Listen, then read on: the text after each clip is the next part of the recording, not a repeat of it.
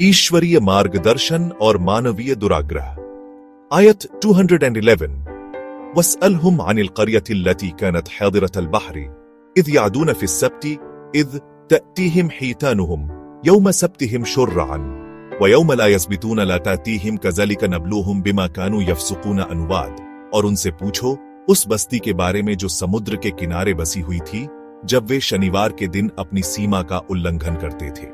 जब शनिवार का दिन आता तो उनकी मछलियां उनके सामने पानी के ऊपर आ जाती थीं, और जिस दिन वे शनिवार नहीं मानते थे उस दिन मछलियां उनके पास नहीं आती थीं। इस प्रकार हम उन्हें उनकी अवज्ञा के कारण आजमाते रहे। यह आयत बनी इस्राएल के एक समूह की कहानी बयान करती है जो ईश्वरीय आदेशों की अवहेलना करते थे। उन्हें शनिवार के दिन मछली पकड़ने से मना किया गया था, लेकिन उन्होंने लालच में आकर इस आदेश का उल्लंघन किया। इसके परिणाम स्वरूप उन्हें कड़ी सजा दी गई। यह कहानी हमें आत्म मूल्यांकन का महत्व सिखाती है। हमें ईश्वर की नेमतों के लिए कृतज्ञ होना चाहिए और उसके आदेशों का पालन करना चाहिए, अन्यथा हमें भी परिणाम भुगतने पड़ सकते हैं। दुनिया का आकर्षण और आखिरत की श्रेष्ठता। आयत 212 ज़ुय्यिना लिल्लज़ीना कफ़रू अल हयातुद दुनिया व यस्खरून मिनल लज़ीना आमनू वल्लज़ीना तक़ौ फ़ौक़हुम यौमल क़ियामा वल्लाहु यर्ज़ुक़ु मन यशाउ बिग़ैरि हिसाबिन। अनुवाद। काफिरों के लिए दुनिया की जिंदगी सजाई गई है और वे ईमान वालों का मजाक उड़ाते हैं, परंतु जो लोग परहेजगार हैं वे क़यामत के दिन उनसे कहीं बेहतर होंगे। अल्लाह जिसे चाहता है बेशुमार रोज़ी देता है। यह आयत सांसारिक जीवन के आकर्षण और ईमान वालों के उपहास का वर्णन करती है। दुनिया का आकर्षण क्षणिक है और आखिरत की तुलना में तुच्छ है।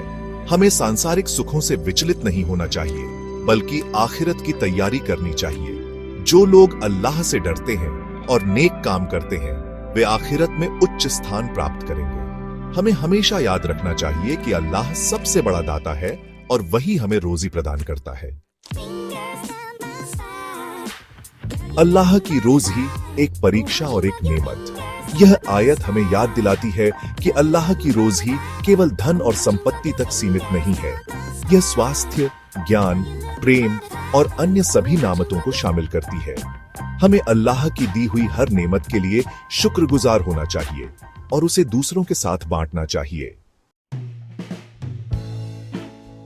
मानवता की एकता और ईश्वरीय मार्गदर्शन का सार। आयत 213 कान अन्नासु उम्मतन वाहिदतन फबअथ अल्लाहु नबिय्यीन मुबश्शिरीन व मुंज़िरीन व अंज़ल मअहुमुल किताब बिल हक़्क़ि लियहकुम बैनन नास फ़ीमा इख्तलफ़ू फ़ीहि व मा इख्तलफ़ फ़ीहि इल्ला अल्लज़ीना ऊतूहु मिन बअदि मा जाअतहुमुल बय्यिनातु बग़यन बैनहुम फ़हदा अल्लाहु अल्लज़ीना आमनू लिमा इख्तलफ़ू फ़ीहि मिनल हक़्क़ि बिइज़्निहि वल्लाहु यहदी मन यशाउ इला सिरातिन मुस्तक़ीमिन। अनुवाद।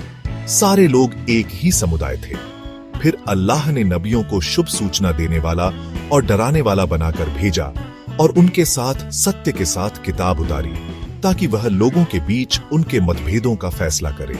और उस किताब में उन लोगों के सिवा किसी ने मतभेद नहीं किया जिन्हें वह किताब दी गई थी, और वह भी स्पष्ट प्रमाण आ जाने के बाद आपस में ईर्ष्या के कारण।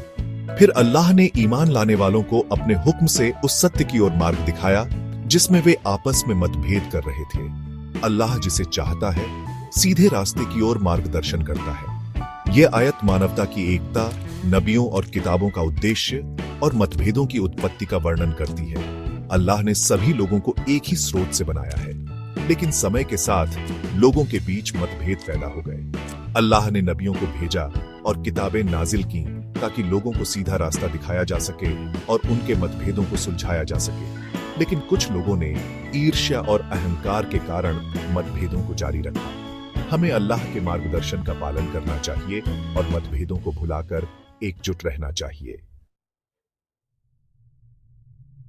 सीधा रास्ता, ईमान वालों के लिए प्रकाश स्तंभ। यह आयत हमें याद दिलाती है कि सच्चा मार्गदर्शन केवल अल्लाह की ओर से आता है।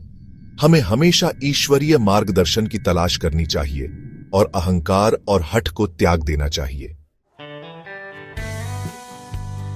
आधुनिक समय में प्राचीन शिक्षाएं, प्रासंगिकता और प्रयोग, इन तीनों आयतों का संयुक्त संदेश स्पष्ट है। हमें अल्लाह के प्रति आज्ञाकारी, ईश्वरीय मार्गदर्शन के प्रति विनम्र और मानवता के प्रति एकजुट रहना चाहिए। यह संदेश आज भी उतना ही प्रासंगिक है जितना सदियों पहले था। आज के समय में जब दुनिया अन्याय, संघर्ष और विभाजन से जूझ रही है, हमें इन आयतों की शिक्षाओं को अपने जीवन में लागू करना चाहिए। हमें अल्लाह के आदेशों का पालन करना चाहिए, न्याय और ईमानदारी का जीवन जीना चाहिए और अन्य लोगों के साथ प्रेम और करुणा का व्यवहार करना चाहिए। केवल एकता और नेकी के माध्यम से ही हम एक बेहतर दुनिया बना सकते हैं।